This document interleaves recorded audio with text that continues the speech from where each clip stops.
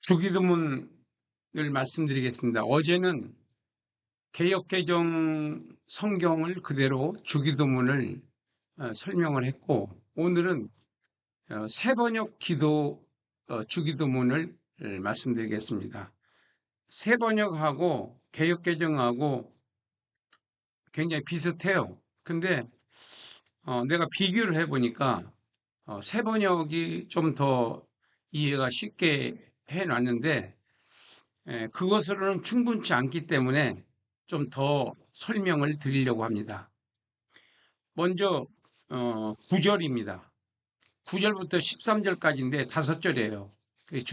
주기도문이 마태복음 6장 9절부터 13절까지. 하늘에 계신 우리 아버지, 콤마 찍고, 그리고 아버지의 이름을 거룩하게 하시며, 우리 그렇게 외우고 있어요. 근데 우리가 조금 뜻을 좀 생각을 해보면 더 은혜가 되고, 저도 어저께 그 강의하면서 사실상 은혜를 좀 받았습니다. 이 주기도문을 우리가 그냥 외우는 데에 그냥 치우쳐 있었던 내 신앙을 돌아볼 수 있는 기회가 됐어요. 하늘에 계신 우리 아버지라고 하는 말씀에서 은혜가 됐어요. 우리 아버지. 그러니까 천국에 들어가는 분들은 다 우리 아버지예요. 그러니까 한 아버지입니다. 한 아버지. 아버지 하나님은 한 분이시잖아요. 그래서 하늘에 계신 우리 아버지라고 하는 어떤 그 자긍심, 긍지. 그러니까 나와 하나님과의 관계는 부자지간이다. 나와 하나님과의 관계는 부자지간이기 때문에 우리가 무서워해서는 안 되고 경외하는 마음은 가져야죠. 무서워해서는 안 되고 경외하는 마음. 우리가 죄를 지을 때는 당연히 무서워해야 되고, 아버지는 죄를 지을 때는 혼내주니까. 그래서 하늘에 계신 우리 아버지라고 하는 그, 에, 그, 그 점에 있어서 더 뭉클하게 마음에 와 닿았어요. 우리 아버지, 우리들의 아버지. 그러니까 예수 믿는 사람들은 다 형제 자매예요. 부인도 자매고 남편도 형제입니다. 천국에 가면은 천국에 가서 여보 뭐 당신 이렇게 안 되는 거예요. 그래서 헷갈리시면 안 돼요. 여기서 뭐 어, 제일 맏형부터 막내가 7명 있는데 다 이렇게 그 계례법에 의해서 어, 결혼을 하고 천국에 가는데 그럼 누구의 부인이 됩니까라고 그 사두개인들이 예수님한테 질문한 내용이에요. 근데 예수님께서 너희가 천국을 오해를 했다. 이해를 못했기 때문에 그렇게 해석을 하는 거다. 저희들은 이제 예수님이 설명을 못할 줄 알고 그렇게 질문을 했는데 예수님께서는 천국은 그런 곳이 아니다. 천사와 같다. 시집도 장가도 안 간다. 애도 안 낳고 그리고 다 형제 자매다. 이렇게 이제 예수님께서 설명을 하심으로써 일단락이 됐어요. 그래서 여기서 하늘에 계신 우리 아버지, 우리는 다 형제 자매다는 거고, 아버지의 이름을 거룩하게 하시며라고 하는 그 거룩이라고 하는 말에다가 뭐를 덧붙여야 되느냐면은 경외와 존경심이에요.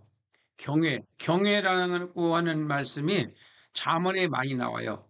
지식의 여호와를 경외하는 것이 지식의 근본이고 지혜의 근본이다. 지혜와 지식의 근본은 여호와를 경외하는 거다. 그 경외라는 뜻이 두렵고 떨림으로 섬긴다는 그런 뜻이에요. 두렵고 떨림으로 섬긴다.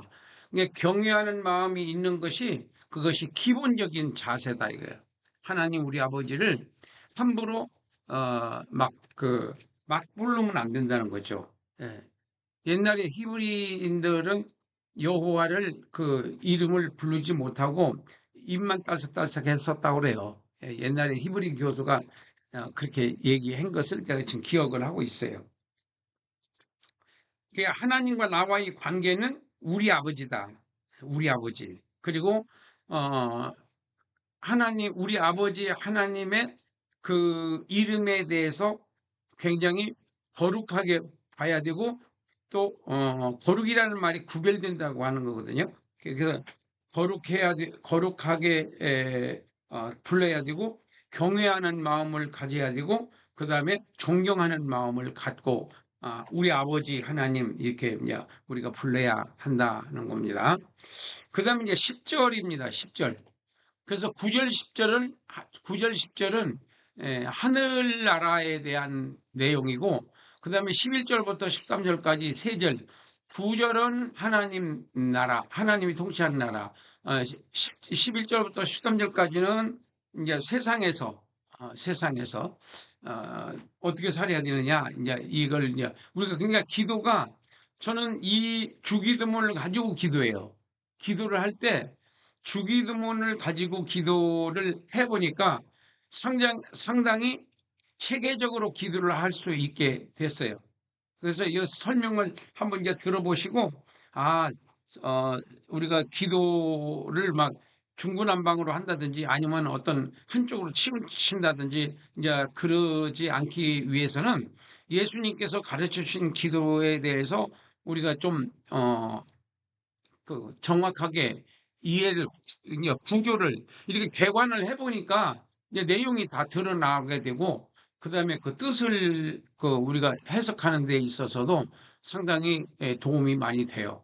개관이 뭐든지 저는 이제 개관을 해요. 책별도 개관하고 장별도 개관하고 성경 전체 역사도 개관하고, 개관을 해야지 구조가 본문의 구조가 이제 이게 보이니까, 드러나게 되니까. 그래서 주기도문도 이렇게 개관을 해서 보니까 내용이 이렇게 구조가 되어 있구나라고 하는 것을 알게 됐어요. 그래서 이걸 문장은 전부 일곱 문장이더라고요. 일곱 문장이고, 그 다음에 서론과 본론과 결론이 있어요. 10절부터 13절까지가 이제 본론인데 9절이 서론이에요. 그리고 13절에서 하반절이 결론입니다. 서론, 결론, 그리고 본론 이렇게 있어요. 그래서 그거를 이 문맥을 우리가 좀 이해를 하면은 내용을 우리가 이해하는 데 도움이 더 되죠. 그래서 아버지의 10절, 아버지의 나라가 오게 하시며 아버지의 뜻이 하늘에서와 같이 땅에서도 이루어지게 하소서. 자, 이걸 그냥 외우고 말았던 건데, 제가 이번에 이제 여러분들한테 꼭 같이 공유하기 위해서 좀 더 자세히 봤더니, 아버지의 나라가 오게 하시며, 아버지의 나라가 무슨 나라냐면은 바로 지금 천국이에요. 지금 천국인데, 그 나라에는 아버지의 뜻이 그냥 아버지의 뜻대로 어, 통치가 돼요. 천국은 아버지 하나님의 뜻대로 통치가 된다고요. 그렇지만 이 세상에서는 하나님의 뜻대로 통치가 안 돼요. 통치가 안 되고, 인간들이 뭐 가지가지 뭐 교만한 마음을 갖고 하나님을 대적하고, 뭐 공산주의니 이단이니 뭐 여러 가지 이념주의적인 것들이 막 이렇게 섞여가지고 하나님의 말씀을 진리로 여기는 사람들이 있고 여기지 않은 사람이 있고 왔다 갔다 하는 사람이 있고 뭐 다양하잖아요. 그래서 기도를 하라는 거예요. 기도를. 예수님께서 가르쳐 주신 기도는 아버지의 나라가 이 땅에 임하게 되기를 원하는데, 그게 만약 아버지의 뜻이에요. 아버지의 뜻. 아버지 하나님의 뜻이 하늘에서와 같이, 하늘에서는 지금 통치가 잘 이루어지고 있어요. 근데 이제 땅에서도 그렇게 이루어지기를 기도하라는 거예요. 땅에서도 그렇게 이루어지길 기도해라. 그래서 이 주기도문을 바탕 이렇게 놓고 제가 이제 기도를 해요. 저는 이제 기도의 패턴이 좀 달라졌습니다. 이 주기도문을 예수님이 가르쳐 주신 기도기 때문에 굉장히 체계적이고, 그 다음에 하나님이 원하시는 그 뜻대로 이렇게 구도가 돼 있어요. 그래서 좀 더 우리가 왔다 갔다 하는 기도가 아니라 체계적인 기도를 드릴 수 있겠구나. 그렇게 이제 지금 경험을 하고 있습니다. 그래서 아버지의 나라가 오게 하시며 아버지의 뜻이 하늘에서와 같이 자, 하늘에서는 잘 지금 통치가 됩니다. 땅에서도 그렇게 되기를 기도해라. 땅에서도 그렇게 되기를. 그 땅이라고 하는 말은 이 세상을 국한시키는 게 아닙니다. 그게 이 세상에 국한시키는 것이 아니고 교회도 마찬가지예요. 교회도 적용을 합니다. 이제 제가 아버지의 뜻이 하늘에서와 같이 교회에서도 이루어지길 원한다. 그 다음에 나의 생활에서도 아버지의 뜻이 이루어지길 바란다. 또 언행심사에서도 아버지의 뜻이 이루어지길 바란다. 우리 가정에서도 아버지의 뜻이 이루어지길 바란다. 그 아버지의 뜻이 뭐냐? 아버지의 뜻. 성령의 통치입니다. 성령의 통치. 성령님께서 하지 말라는 건 안 하고 하라는 건 하고 그게 이제 통치가 이루어지는 거예요. 근데 하나님이 하지 말라는 건 하고 하라고 하는 건 또 안 하고 그렇게 이제 우리가 생활을 하고 있어요. 왜 그렇게 되느냐? 마귀가 우리를 헷갈리게 만들어요. 우리를 유혹하기도 하고 아니면 위협을 해서 막 무섭게 해가지고 하나님 뜻대로 못 살게 만들고 이게 다양하게 그 방해를 놓습니다. 그래서 이 하나님 나라가 아버지의 뜻이 하늘에서와 같이 하늘에서는 지금 통치가 이루어지고 있는데 땅에서는 안 이루어진다. 그래서 땅에서도 이루어지게 해달라고 기도해라 이런 뜻이에요. 땅에서도 이루어지게 해달라고 기도해라. 땅은 이제 포괄적인 뜻이고 교회에서도 가정에서도 내 개인도 아버지의 뜻이 이루어지게 아버지의 뜻대로 살게 아버지의 성령의 통치가 이루어지게 성령의 사람으로 거듭나게 이런 게 다 그렇게 적용을 할 수 있는 거예요. 그러니까 10절이 굉장히 하나님과의 관계에 아주 그 핵심적인 메시지가 됩니다. 10절이. 그 다음에 11절에 가서는 이것은 이 땅에서의 내용이에요. 우리가 이제 기도해야 할 겁니다.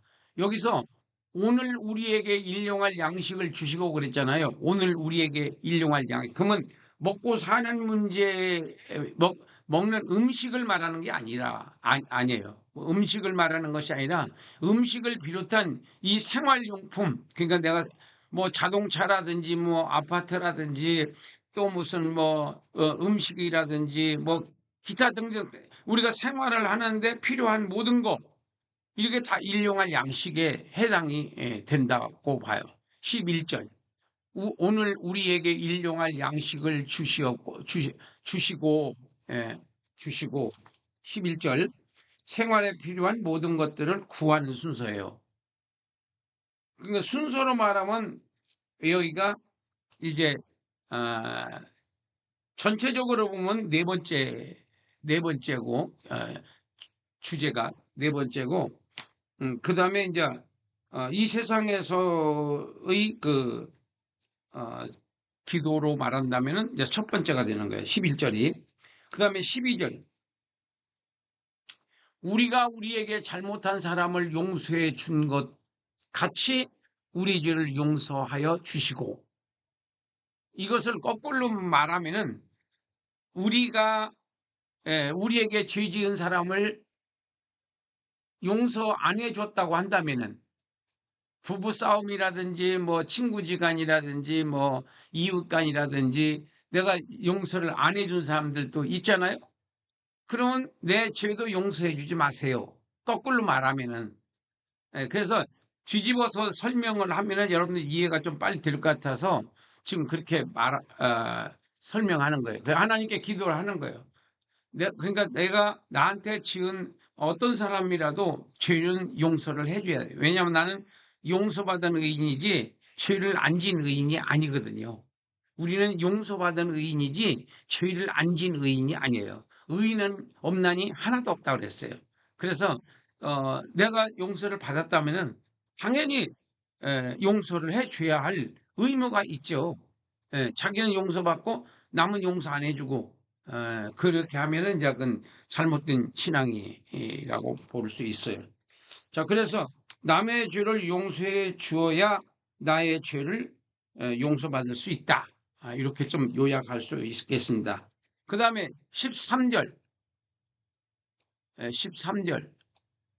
13절 보면은, 13절, 우리를 시험에 빠지지 않게 하시고 악에서 구하옵소서. 개역개정에는 다만 악에서 구하옵소서. 그런데 악에서 구하옵소서. 어, 여기서는 시험에 드는 것은 유혹입니다. 유혹, 그 다음에 시련, 이런 것으로 인해서 우리가 죄에 빠지는 거예요. 유혹. 이성관계, 그다음에 물질관계, 육신의 정욕, 안목의 정욕, 이생의 자랑하고 싶은 마음, 이런 것들이 다 유혹이거든요. 유혹. 그래서 유혹을 우리가 조심해야 된다. 유혹. 시험에 빠지지 않게 하고 싶고, 악에서 구하소서. 이거는 적입니다. 사탄, 마귀, 귀신들, 이런 것들이 우리를 하나님 곁으로 가까이 못 가게, 죄를 짓고 살게끔 자꾸 우리를 부추기고 우리를 넘어지게 만들고 위협하고, 이렇게 해서 예수님을 가까이 하지 못하도록, 성령 충만을 받지 못하도록 이 회방하는 겁니다. 그래서 이런 악을, 내가 악에 빠지지 않게 해달라고 기도를 하는 거예요. 유혹에 내가 말려들지 않도록 빠지지 않게 하시고, 그 다음에 또 악에서, 그 다음에 악은 사탄의 회방을 막아주세요. 우리는 마귀를 못 이겨요. 그렇지만 예수의 이름으로 이겨요. 예수의 이름으로 우리가 대적을 하면 반드시 이깁니다. 저도 이제 경험을 많이 하고 있는데, 이 마귀들은 예수의 이름 앞에서 꼼짝 못해요. 예수의 이름 앞에서. 예수의 이름. 그러니까 그 영역이 있는 사람은 한마디만 해도 되고, 영역이 없는 사람들은 한 10번 예수의 이름으로 물리쳐야지 귀신들이 떠나가요. 그래서 평소에 이제 기도를 많이 하는 분들, 이런 분들은 한 번만 명령을 해도 떠나갑니다. 그 다음에 이제 이게 결론인데, 13절 하반절, 나라와 권능과 영광이보다도 영광은, 나라와 권능과 영광은 영원히 아버지의 것입니다. 영원히 아버지의 것입니다. 그러니까 우리가 칭찬이라든지 무슨 잘했, 이런 거, 모든 좋은 것들, 좋은 것들은 다 아버지 겁니다. 나는 죄나 잘 짓지, 하나님을 기쁘시게 하는 거는 성령이 역사할 때 내가 착한 일도 할 수 있고, 또 올바른 길로 갈 수가 있는 거지, 제정신으로는 하나님을 기쁘시게 할 수 없어요. 제정신으로는. 그래서 성령의 정신이 나를 사로잡았을 때 내가 가끔 착한 일도 하고 좋은 일도 하고 선교도 하고 전도도 하고 그 다음에 섬김도 하고 그렇게 할 수가 있는 겁니다. 제정신으로는 안 돼요. 자존심이니 뭐니 영적 쓰레기 같은 것들 때문에 우리가 하나님의 뜻을 이루지 못합니다. 그래서 나라와 권능과 영광은 다 영원토록, 현대화 성경은 영원토록으로 되어 있어요. 여기는 지금 영원이라고 했는데, 영원토록 아버지 하나님의 것입니다. 아버지의 겁니다. 내 게 아니에요. 아버지 거예요. 그래서 저와 여러분들은 하나님께서 샀어요. 예수님의 생명을 주고 저와 여러분들을 샀어요. 그래서 우리가 하나님을 아버지라고 부를 수 있는 자격이 있습니다. 영접하는 자, 곧 그 이름을 믿는 자들에게는 하나님의 자녀가 되는 권세를 주셨다고 그랬잖아요.